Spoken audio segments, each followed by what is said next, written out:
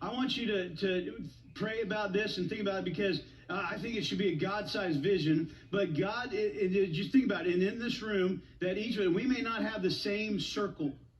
You know, it may be geographically that God said, hey, you know what? I'm going to circle the Ozarks, and I want to, and I'll explain that what you're praying for and what the circle of accountability is all about is that you're going to make it hard for people to get to hell. But it may be not a geographical setting. It may be a state, maybe country that God's put on your heart. Maybe it's a group of people. Maybe it's the entertainment center. Maybe you're into pickleball.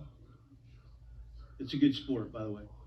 And maybe your circle is just to, say, hey, everybody I come into contact with, I'm in a influence and impact. I want them to see, hear, feel Jesus when they're around me in that circle. Maybe it's in a antique. I don't know whatever your circle is, but that you draw that circle, and then you pray over that circle, and you make it hard for those people in your circle to go to hell. And the second thing that I want you to do, you can start this. You can just make a list. I want you to make a list of 30 people. 30 people that you don't know exactly where they're at. Doesn't mean they're lost, going to hell.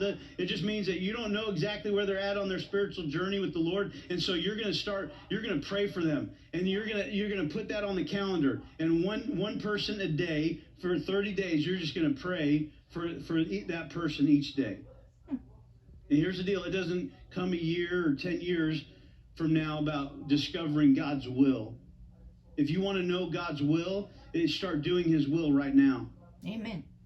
Today, there is one thing that you can do to make Jesus famous. Today, there's one thing that you can do to help someone walk closer to Jesus, to take lives captive for Jesus. That's God's will for you today.